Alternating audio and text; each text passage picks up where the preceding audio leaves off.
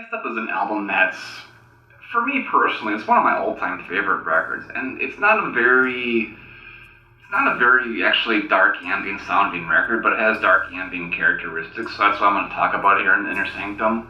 The record in question is Nothing's The Grey Subaudible. The Grey Subaudible was released on iBond Records back in 2000, and it's the personal project of Jason William Walton, who you may know as the bass player from Egalock. Nothing was a project he did from 1997 until about 2004, 2005 when Egalock started to take off and really get popular, and I'm assuming he just didn't have enough time to really keep up with Nothing, so it got on the back burner and just eventually ceased to exist. There could be a few other reasons for that, most notably there's also several other projects called Nothing. I think nowadays there's like a post-rock shoegaze band using the name, it's pretty popular, so that's probably another reason why the band eventually disappeared. But it was his project for quite a few years, and I think he was probably the first person to use the name of Nothing. Nothing was a really interesting project because it covered a lot of ground during the years it was active. You get everything from like power electronics to ambient noise to dark ambient to neoclassical to even like just kind of unidentifiable, just experimental electronic. I don't really know how to put it in perspective. Just experimental seems like the best way to really sum it up.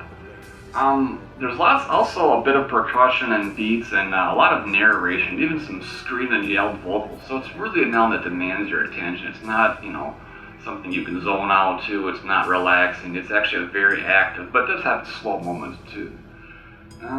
It opens up with a song called To Draw the Things, and this song was actually wrote by the ambient noise power electronics band called Grunt Splatter. I don't know if you guys have heard of them.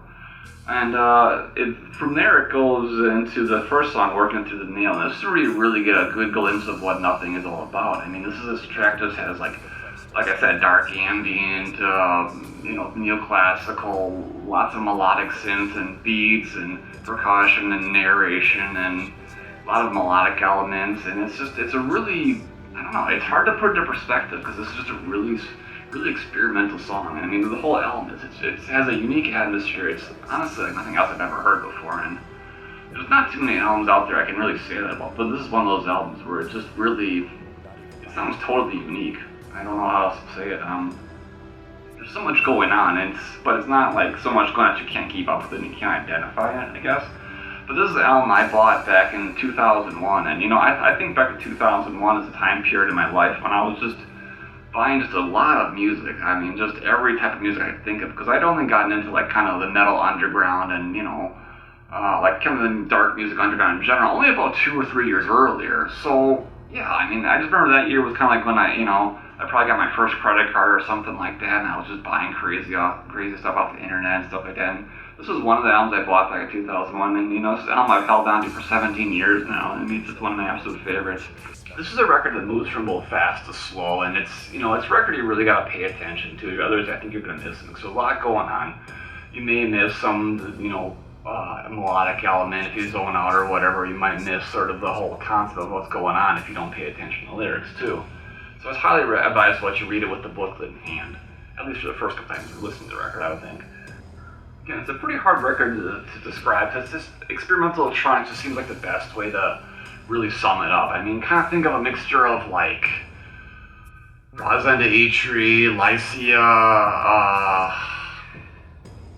various noise ambient projects, and I don't know, just any kind of weird like experimental electronic stuff from like the 80s kind of seems like the influence here. Maybe something as weird as like Swans was an influence. It's really kind of hard to pinpoint it, but this is a record I just absolutely love, and I mean it's hard for me to talk about it because it really means a lot to me, and I guess that's what all really great records seems. It's just kind of hard to pinpoint why exactly I like it, but to me this record sounds very unique all these years later, and I think it's an album that everyone should really hear, especially if you're just into really dark experimental stuff. But anyway, here is the front cover. And the back. Interestingly, I think the front cover is Jason on the cover here, and if I'm not mistaken, this picture originally was used as an Egalock promo back in 1998 when he first joined the band, but maybe Jason could correct me if I'm wrong there. So there's the inside of this digipack and the CD.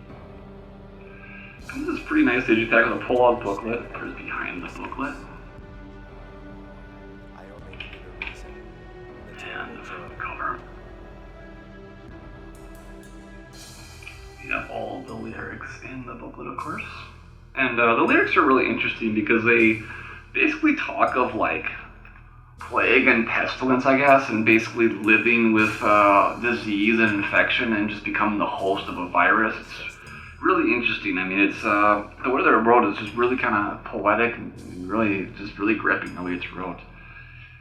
It just kind of, talks about someone succumbing to disease and living through it, I guess, is basically the best way I could sum it up. My interpretation of it, at any rate. Yeah, the album was recorded way back in 1999, so it's, the recordings themselves are pretty darn old, almost 20 years now. And there's the back cover. Jason, of course, is the man standing in the back in this photo, and the other guy here is Nick Ryan Loyacano, and he just provides some additional keyboards and vocal narration on 2 of the tracks. And, yeah, this is just a really great record. It's experimental electronic. I mean, that's probably just the best way I can sum it up. It will appeal to dark ambient fans, just dark music fans in general. This is a great record. I mean, it's hugely influential to me, and it's just a shame, people don't talk about this record more. It really deserves the attention. I do believe the album is still in print from the label. You can also usually score a copy off of Discogs for like $6 or $7, which is a huge, awesome deal, because this album is worth so much more than that. But I guess it's one of those obscure gems that just was, I don't know, doomed to be underground forever, I guess. I don't know how else to put it. It also was more recently released on cassette. I think that was back in 2013. Got a cassette reissue. The new layout, a new remastering by Jason himself, but I do believe that cassette is also sold out, so it might be hard to get a copy. But if all else fails, I guess go with this original copy. You probably won't have to pay too much, and it's highly, highly advisable that you do. This is a fantastic record, and true that it's not the most, dark ambient record, and I guess I am kind of diverging from my own theme here a little bit, but no one else is going to talk about this show, no one else is going to talk about this album on their blog, so I have to talk about it, and it's a great album. It's one of my all-time favorites, and I highly recommend you check it out.